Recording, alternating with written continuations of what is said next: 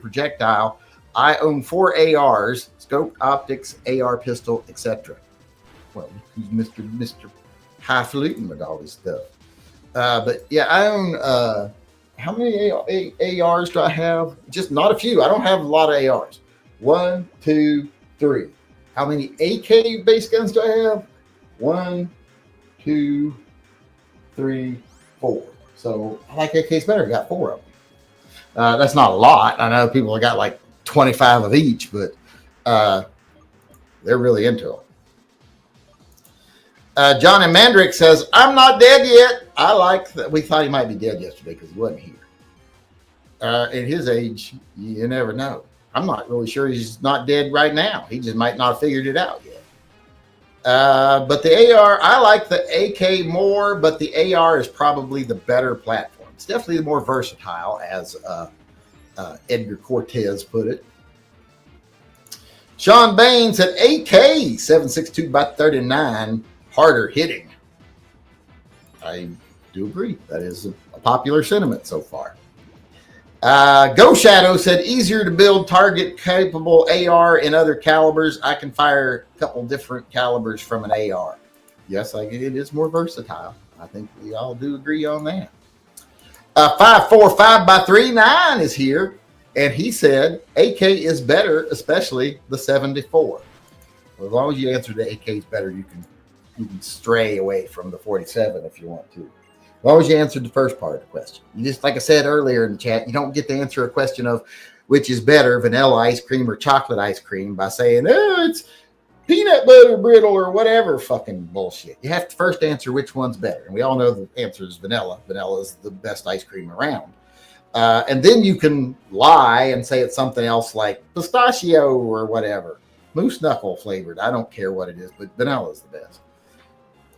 You got to answer the first question first, is my point.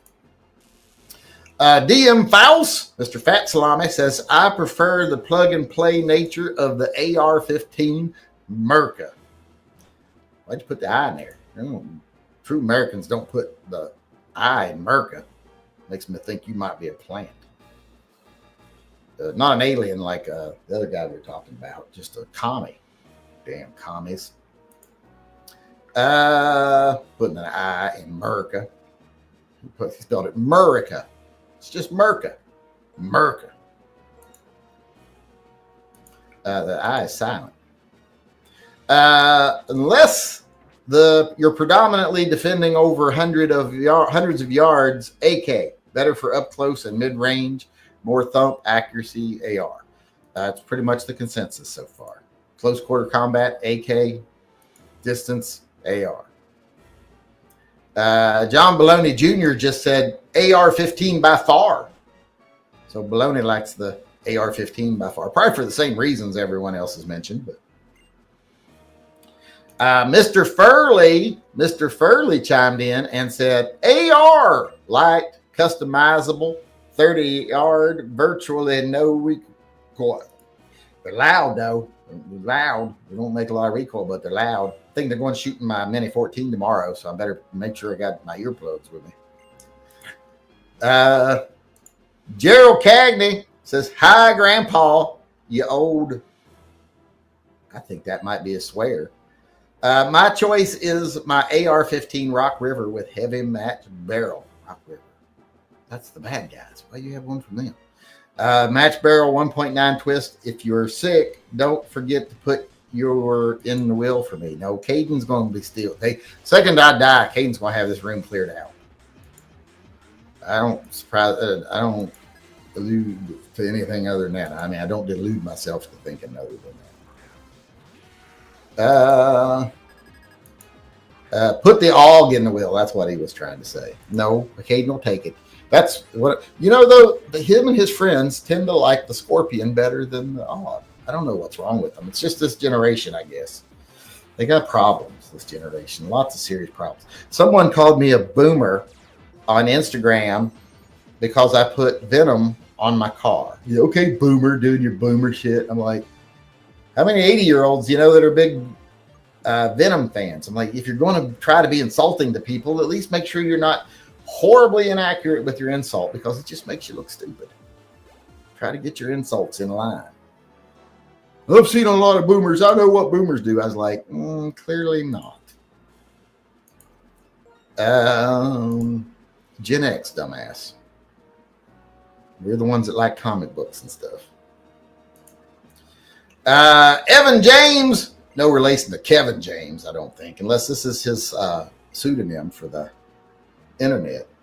I like the AK better, less maintenance and more reliable. I do agree with that. They're less finicky. Squirt some oil on them every now and then and they're going to work. So we got one more person weighing in here, then we are finished. And it is Mad Dog, and he said, I hate hearing the spring when shooting, but AR-15. And that's not equal on all of them. It's like when I shoot my Colt AR next to shooting, like a Smith & Wesson AR, I don't hear that nearly as much. It's like when you pull the charging handle on a lot of like the Smith & Wesson AR I have, you pull the charging handle, you hear this of the spring. When you pull it on the Colt, you don't hear it. So it's not always the same on every gun, all the noises. It's just a lot of the noises are different on them, depending on how they're made. But that was Mad Dog there chiming in. He's the last of our bunch right there. Chat poll question clarification. Oh, I never took the chat questionnaire down. Let me take that down. But we'll sign off now. That was the end for us today. How about you out there in YouTube land? What do you think is better, the AR-15 or the AK-47, and why? Let us know in the comment section below. Start a conversation. Get involved. Love to hear from you. Or you can come to our live chats and weigh in person. We do one every day at 6 p.m. Hope to see you at one soon. For now, I just want to thank everybody that did weigh in, gave us something to talk about today, try to get us a little consensus here. I appreciate it and everything you do for the channel. So thank you. I hope to see everybody again tomorrow. Until then, remember, always carry and stay safe till I see you again.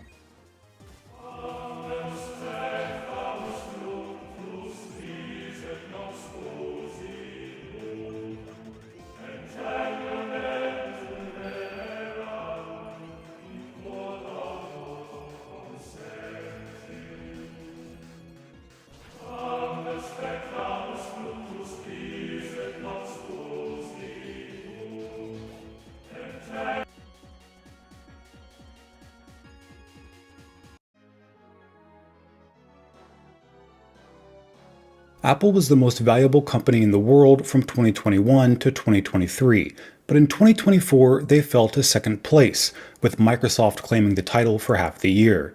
And now in 2025, Apple has fallen to third place, behind Nvidia and Microsoft. In just 4 months, Apple's value shrank by 28%, amounting to a $1.1 trillion loss.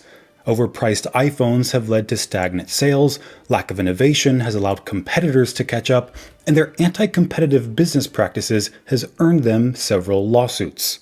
So how did this happen? Well, Apple's greed resulted in profit taking priority over products. It was a slow transition that began in 2011, when Steve Jobs stepped down as Apple's CEO and gave the job to Tim Cook. He famously told Cook to, quote, not ask what would Steve do, just do what's right. The problem is, what's considered right depends on who you ask. To Jobs, great products were the secret to Apple's success.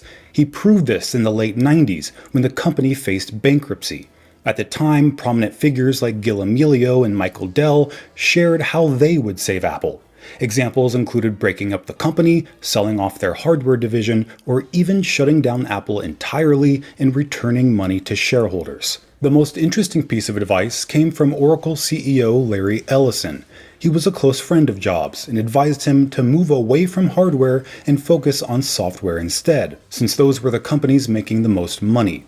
Microsoft, for example, enjoyed a profit margin of about 80%, while Apple's hovered around 35%. But Jobs created his own plan to save Apple from bankruptcy, one centered entirely on hardware. He cut Apple's portfolio of about 20 different computer models to just 4, with the first being a consumer desktop called iMac. It went on to become Apple's best-selling computer at the time, helping fuel long-term profitability and restore shareholder confidence.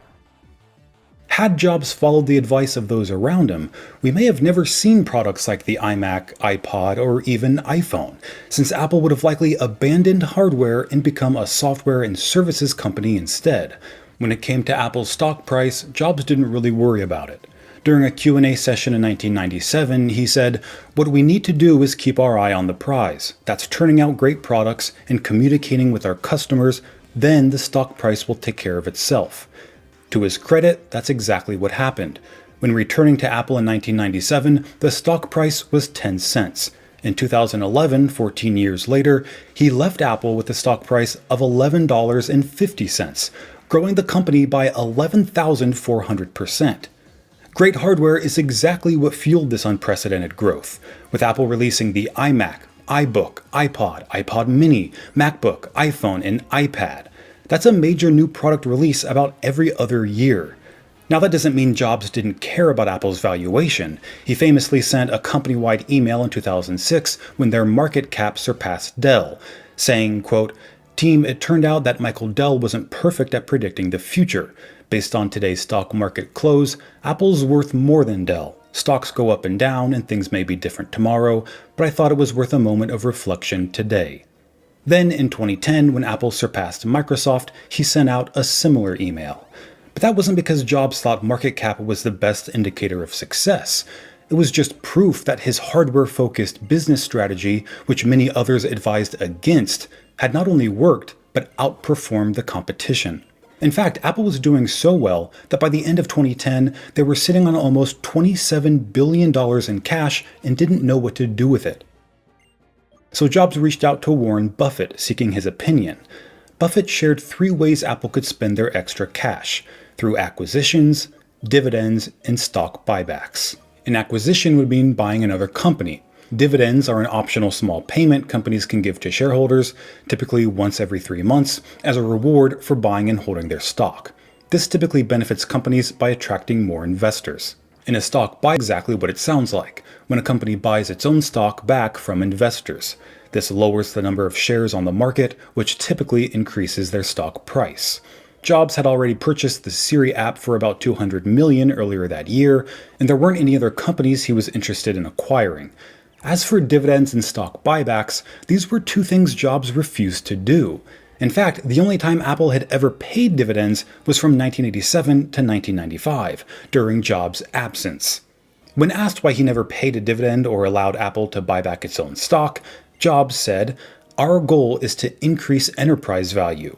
Which would you rather have us be, a company with our stock price and $40 billion in the bank, or a company with our stock price and no cash in the bank?"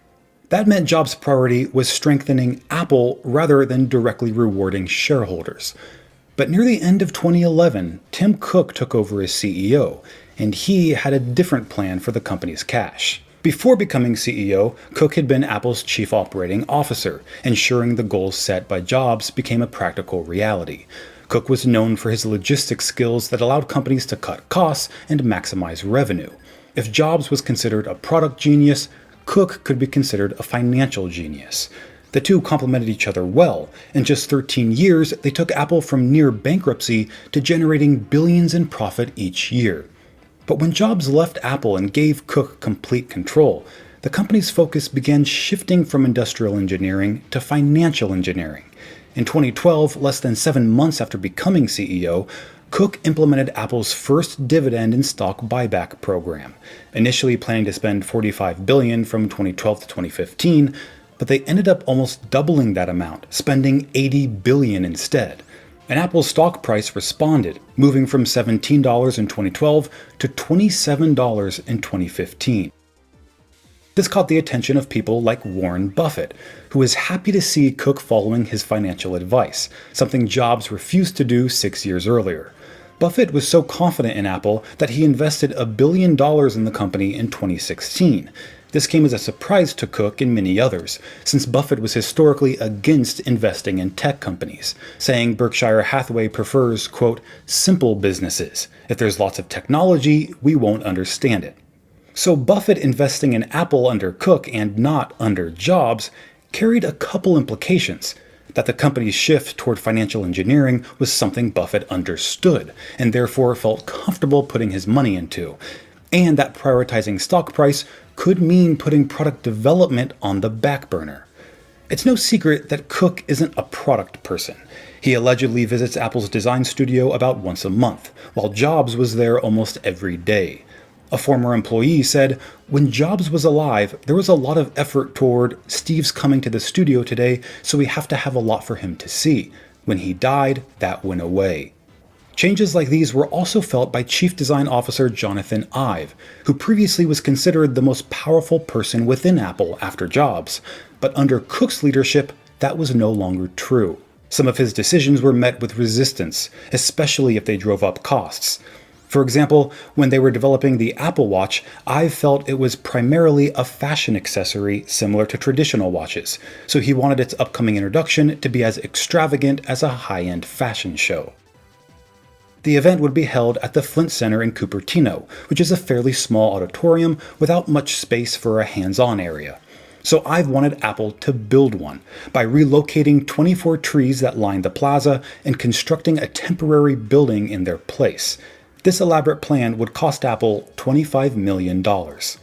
This shocked the finance team, who considered it an unnecessary expense, while the marketing team preferred a more traditional product introduction, showcasing what the watch could do rather than how it looked. But Ive felt reviews from magazines like Vogue would be more important than opinions of tech journalists. Cook was reluctant to spend the $25 million, but eventually interrupted the discussion between Ive and the marketing team by saying, "We should just do it." While Ive did end up getting his way, it came at too high a cost.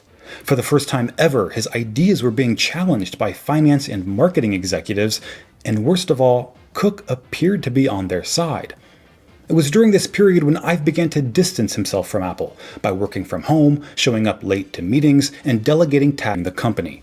He replaced board member Mickey Drexler, a marketer who built Gap and J. Crew, with James Bell, a finance chief from Boeing.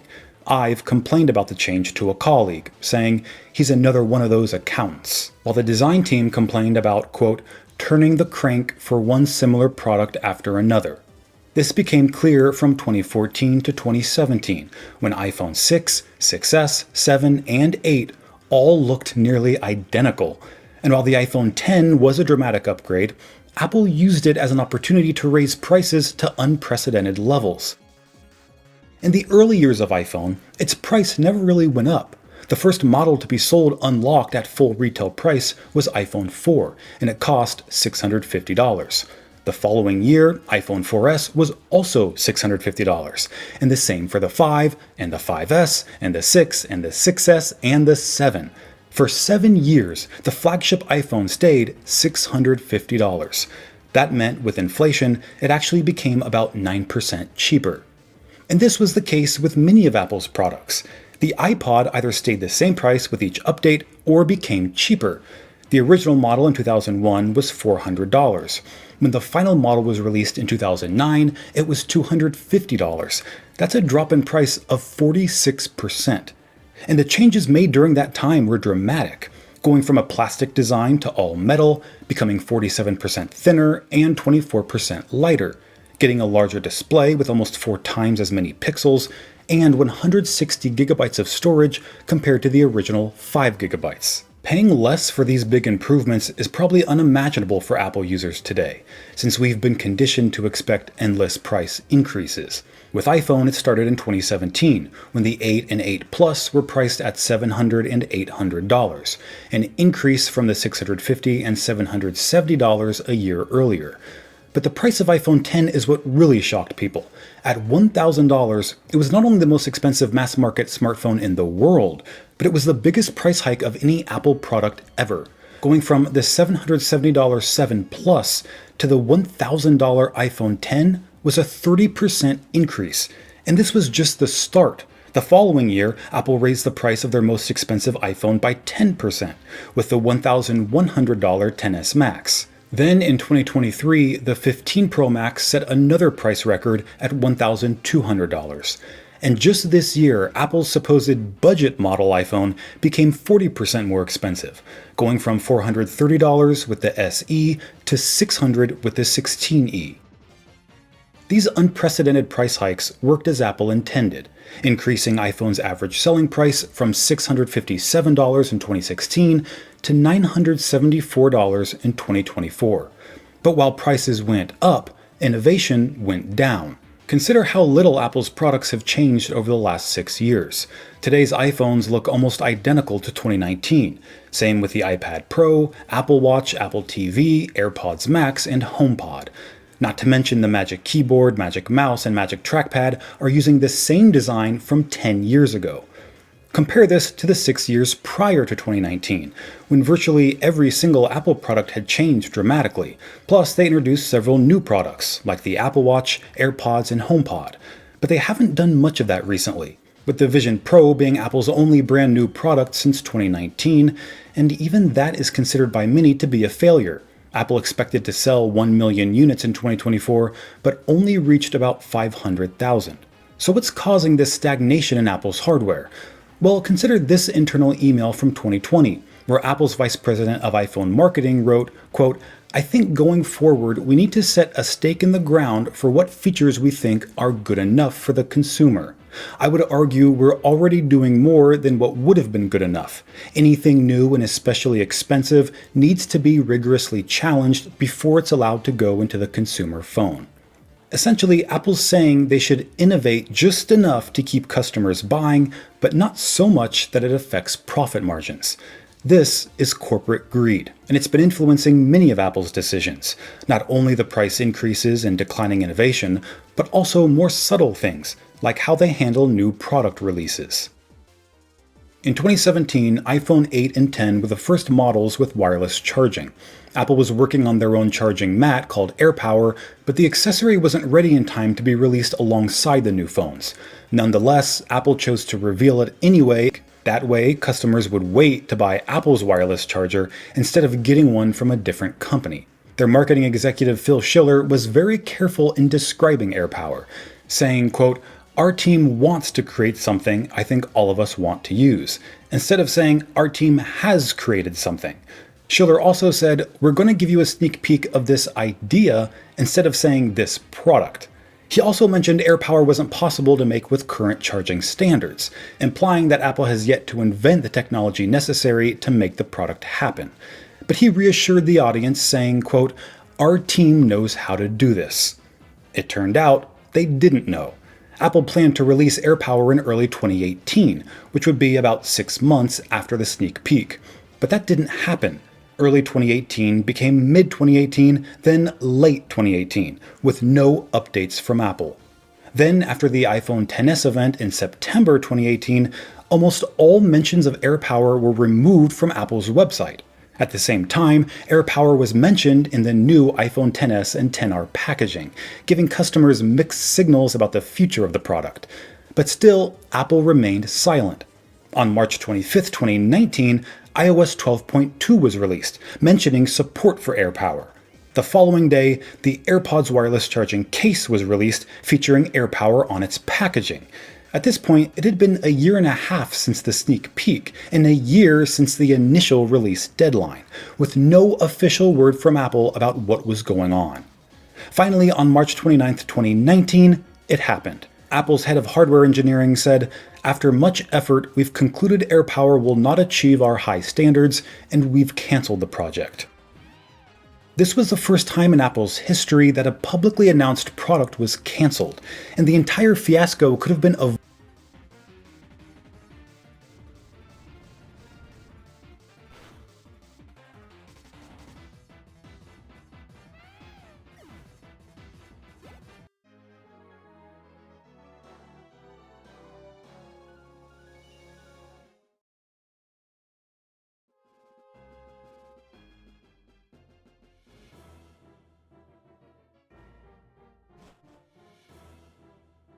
avoided. If they'd waited to reveal AirPower actually ready, something historically Apple was known for doing. In fact, Steve Jobs was nervous about introducing the original iPhone 5 months before it went on sale. He was forced to do it since iPhone's public FCC filings would take several months, and Jobs wanted to reveal the product rather than the FCC. Typically, Apple products were released fairly soon after their introductions. The original iMac took 3 months to go on sale, the original iPod took just 2 weeks, and the original iPad took 2.5 months. But today, Apple announcing something many months in advance has almost become routine. The Apple Watch took over 7 months to be released, Apple TV Plus took 8 months, Apple Card took 5 months, the 2019 Mac Pro took 6 months, Vision Pro took 8 months, and Apple Intelligence was announced over a year ago with many of its biggest features, like an improved Siri, still not available. Typically, the reason why companies like announcing products early is to reassure shareholders, generate excitement, and prevent customers from choosing a competing product that may already be available. But this strategy can backfire, which Apple experienced not only with AirPower, but also Apple Intelligence. Despite pioneering on-device voice assistants with Siri in 2011, Apple quickly fumbled their lead in the AI space. Google, Microsoft, and Amazon all created assistants that surpassed Siri in just a few years.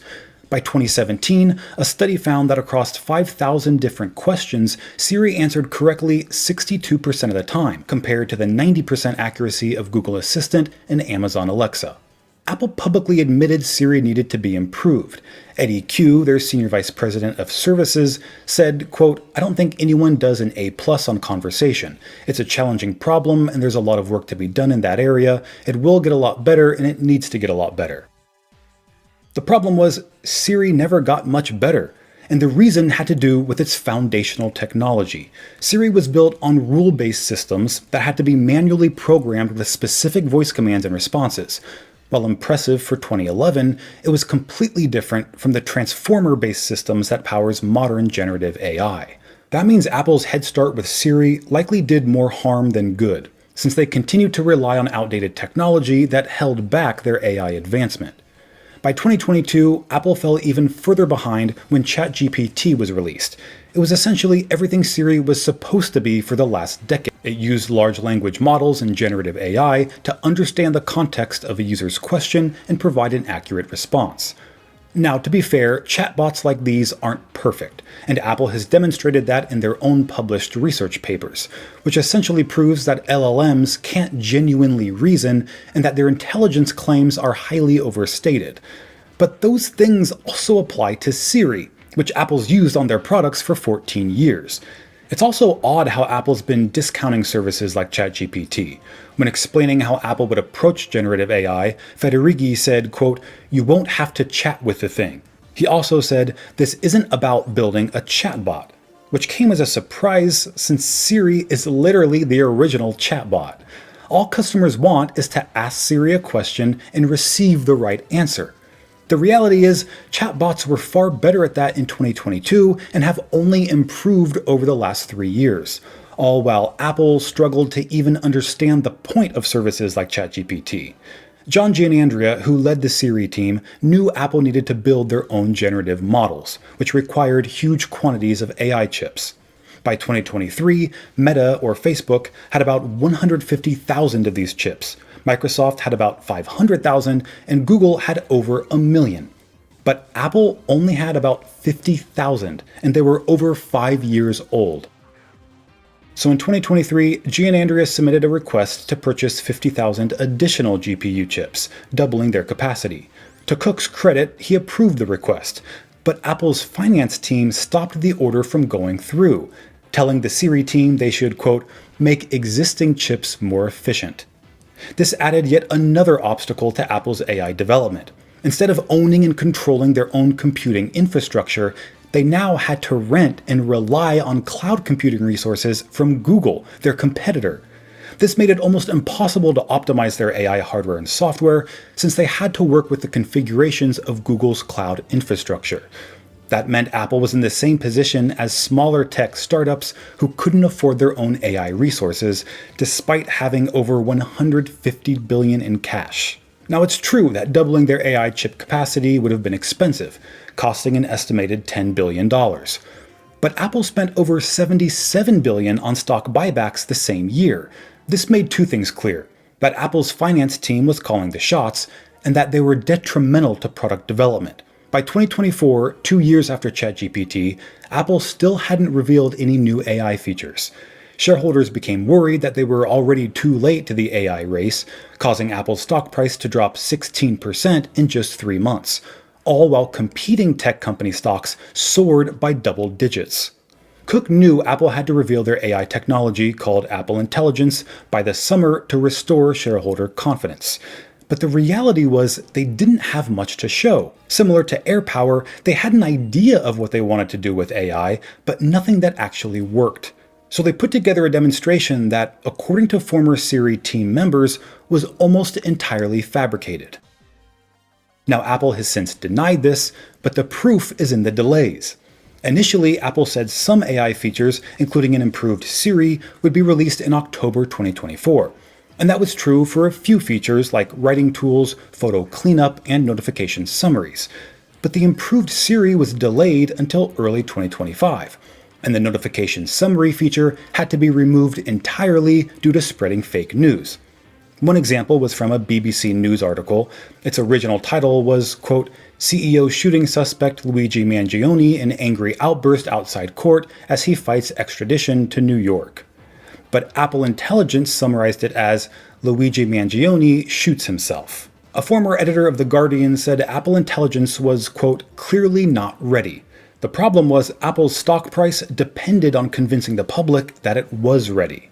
Apple Intelligence was even advertised as exclusively available on new products, including iPhone 16, 16 Pro, 16e, MacBook Air, iPad Air, MacBook Pro, and Mac Studio. When early 2025 came, the improved Siri was delayed yet again. This time, Apple simply said it would be released, quote, in the coming year, which most likely means 2026. But according to multiple reports, Apple employees have said they don't expect a new, truly conversational Siri until 2027 at the earliest, which would be almost 3 years after the feature's original release date and 5 years after the original chat. This prompted a lawsuit from the U.S. District Court in San Jose, claiming that the company's promotion of now-delayed Apple Intelligence features constituted false advertising. Apple has dug themselves in a hole.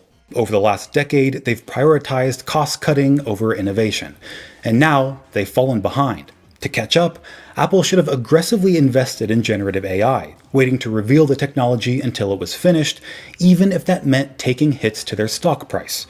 Instead, they decided to reveal a feature that essentially didn't exist to satisfy shareholders and prop up their stock price. Maybe this is the type of situation Steve Jobs feared when he turned down Buffett's advice. Today, Apple functions more like a finance company than a hardware company. In 2024, they led the world in stock buybacks, spending $110 billion. But they were far less competitive with research and development, spending $30 billion compared to Amazon's $85 billion, Google's $45 billion, and Meta's $39 billion, all of whom happen to have better AI technology than Apple. And while customers may be frustrated, it's clear shareholders are enjoying Cook's leadership style. He's increased Apple's market cap from $350 billion to over $3 trillion. One analyst even said, Tim Cook actually meets with and listens to investors and shareholders. Steve Jobs did not. But when you're prioritizing shareholders, is it really possible to prioritize products? Judging by the current state of Apple, it would appear difficult. I think this is exemplified best by recent comments Cook made in a company meeting about AI. He said, quote, we've rarely been first. There was a PC before the Mac, there was a smartphone before iPhone, there were mini tablets before iPad, there was an MP3 player before iPod, but Apple invented the modern versions of those product categories. This is how I feel about AI. The problem is, Cook had it backward. Apple was the first to do AI with Siri, and the modern version was what happened in 2022 with ChatGPT, Google Gemini, Microsoft Copilot, Anthropic Claude, and all the rest. If this had happened with smartphones, then Apple would have made the BlackBerry and RIM would have made the iPhone. Historically, Apple was the first to modernize several industries, but that's when Apple prioritized products. The Apple that exists today prioritizes profit, and the greed that caused their complacency could be the very thing to cause their downfall. This is Greg with Apple Explained. Thanks for watching till the end, and I'll see you in the next video.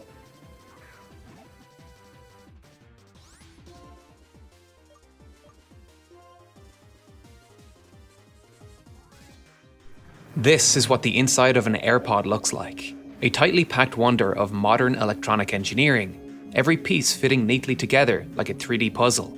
The battery, the speaker, the Bluetooth antenna, all carefully packed into a space not much bigger than your fingertip. A technology that would have seemed completely far-fetched just 10 years before its introduction.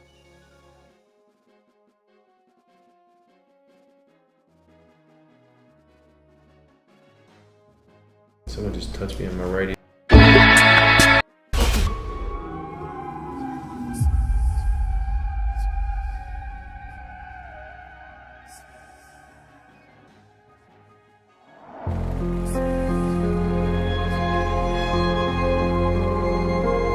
Alright everybody, so this is a bit of a different intro, but we're just gonna hop right into the episode because so many things have been happening this evening. On tonight's very special episode of the there's a knock in there, Paranormal Files, we are in a house that almost nobody online has investigated. This is the house where the first recorded exorcism or case of spiritual possession occurred. We are in Watseka, Illinois at the Roth House. This is an extremely special investigation that we're doing tonight.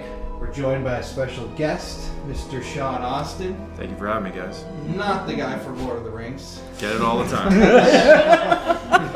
And yeah, thank you guys for tuning in. I don't know how I'm going to edit this because this whole thing is fractured. We haven't even had a history tour yet, so we don't really know the history of the property fully. But thanks for tuning in, and welcome to the Paranormal Files. For those of you who've been watching the show for a while, you know that every single week, my family and I are out there diving into the darkest corners of haunted spots, chasing ghosts and unraveling eerie mysteries. But as you probably know, sometimes all of us need a break. When I need a break from the real world chills, I turn to something that scratches that same investigative itch without the actual poltergeists. June's Journey. June's Journey is a captivating hidden object mystery game backdrop of the roaring 1920s. Think glamorous estates, shady secrets, and a detective story that'll keep you hooked like one of our overnight lockdowns. The visuals of the game are absolutely beautiful and they pull you right in, with stunning scenes that feel alive and full of intrigue. One of the things that I love the most about June's Journey is how by playing the game, your observation skills are sharpened, and obviously that's a skill set that I use all the time for these videos. When you're playing the game, you're scouring detailed hidden object scenes, spotting clues that push the plot forward. It's like piecing together evidence from a ghostly encounter. Then there's the creative side. As you advance through the game, you get to decorate your own island paradise, all the while building up a personalized world that completely reflects your personal style. And don't get me started on the special events. June's Journey is great with these things. They always keep things fresh with seasonal twists and unique rewards available for limited times only. Maybe it's the end of the night, there are a lot of thoughts racing through your mind, you just want to turn your brain off. June's Journey is a great way to do that. So if you're into mysteries like I am, you gotta try June's Journey. And you can download June's Journey for free right now. Just click the link in my description or scan the QR code on the screen. The game is available on iOS, Android, and even PC. Trust me, the game will have you sleuthing in no time. It really is a lot of fun. Download June's Journey today. And now, let's get back to our video. So before we get into the investigation, I feel like I have to give you guys a little bit of history. Now, keep in mind that I knew some of this stuff because I had read the Wikipedia page about the Watseka Wonder, but at the end of the day, a lot of this information isn't readily available online. You have to listen to a podcast about this case. You have to read a book. Like, the information isn't just easily searchable, at least from my searches that I performed. But this story is absolutely incredible. I mean, it's the first, really, I believe, documented case of what some people believe to be a legitimate possession in America. And the kind of pseudo-exorcism that occurred is just so crazy. This history is just wild. But quickly, let's get into it. Located a few miles east of the center of Iroquois County, Illinois, Watseka, the city, was founded in 1865, having previously existed as South Middleport. The area around it had been home to Middleport, the county's earliest seat, before the Peoria and Ocala Railroad, leading to the merger of various settlements into the newly named town. By the time of its rapid growth and expansion, Watseka boasted a modest yet affluent population of about 1,500 people, including the Venham family. Thomas Jefferson Venham and his wife Lorinda, who married in Fayette County in 1855, headed this devout Orthodox Christian household. They had 7 children between 1857 and 1874: Florence, Isabel, Henry Elmer, Mary Larancy, Laura, Schuler, and Frank Benjamin, though only 4 of those children survived infancy, with both Florence and Laura dying young. During Watseka's renaming, the Venoms lived in a small settlement 8 miles from town, but in 1871, they settled in a large frame house on the town's western side. The family was respected by the townspeople and connected to the town itself. That's probably because Thomas's brother was the mayor in 1872. But our story really focuses on the Rancy Venom, the family's second daughter, who was 13 years old in 1877, born on April 16, 1864 in Milford Township, a little bit south of what would become Watseka. The Rancy was an ordinary girl, playful with her brothers, 15-year-old Henry Elmer and 8-year-old Schuler, while diligently helping her mother out around the house with things like household chores. She had a very pleasant childhood, and her life showed no unusual signs until the first week of July 1877, when she began to struggle with sleep and began reporting presences in her room that called her name and breathed on her face. Frightened, when she would have these episodes, Larancy would awake her parents, who would then comfort her back to sleep. But suddenly, the disturbances began to repeat night after night. Up until that point, Larancy had had no strange illnesses, except for measles at age 9, making these events completely out of the ordinary and out of the blue. On July 11, 1877, her condition worsened as she sobbed on the living room floor of the family's home, then collapsed rigidly where she sat for nearly 5 hours after telling her mother that she felt bad and queer. Upon regaining consciousness, Larancy could only express feeling strange, and she slept well that night for the first time in days. Her parents hoped that this would mark the end of her troubles, but the very next day, July 12th, she fell into another fit, lying extremely stiff and rigid while speaking of visible spirits that she could see within the room. Larancy described these spirits and even named some of them, and these spirits included those of her deceased siblings, Laura and Bertie. Larancy exclaimed how beautiful they were, and this revelation shocked her parents, as Larancy had barely known Bertie, who died when she was 3, and little Laura had only lived 1 day. After a few hours, Larancy returned to normal, but the fits continued and got more violent and escalated throughout all of July. By summer's end, Larancy was having regular episodes where she would lay rigid and describe a far-off spirit world that she called heaven, which she also said was inhabited by angels. This alarming behavior distressed her deeply religious parents, but the fits seemed to pass in September, restoring an uneasy normalcy to their household.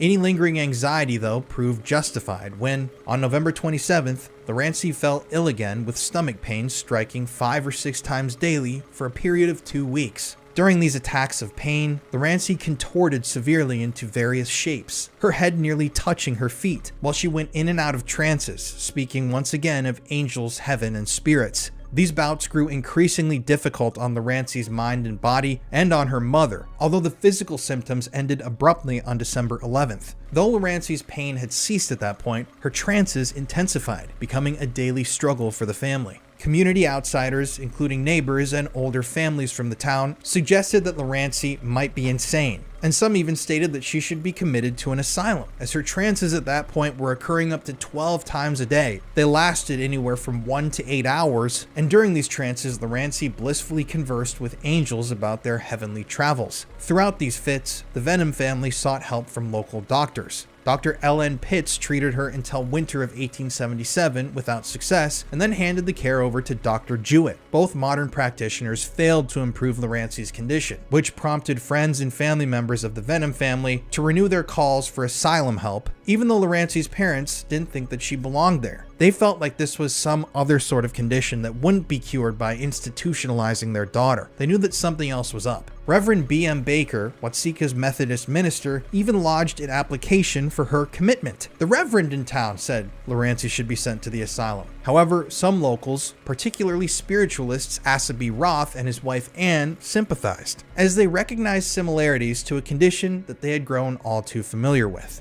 And this is a very, very important turn in the story. So at this point, Larancy and the Venom family, they were at wit's end. Larancy was going into these trances. She was conversing with spirits and angels, describing heaven, all these other sorts of visions. She, for half of a year, had gone through these violent physical spasms and had experienced some really painful symptoms, and nobody knew what was going on. The local Methodist minister had no idea what was happening. Doctors didn't know what was happening. People thought that Larancy might just be crazy. They suggested, basically shipping her off to an asylum and forgetting about her. But in that same town, there just so happened to be that other family. The family made up of spiritualists Asa B. Roth and his wife Anne. The Roths, who were longtime residents in the area, had lived a mere 200 meters from the Venoms before they eventually moved to a large 2-story red brick house, the first in town that has now come to be known as the Exorcism House. Asa B. Roth, who apprenticed as a shoemaker, left his home at 19 years old and married Ann Fenton in 1841 in Independence, Indiana, before they moved to Iroquois County in 1847, where he ran a shoe shop and invested in a sawmill. Asa worked at the sawmill for 18 months, then became Iroquois County Sheriff in 1854, studied law,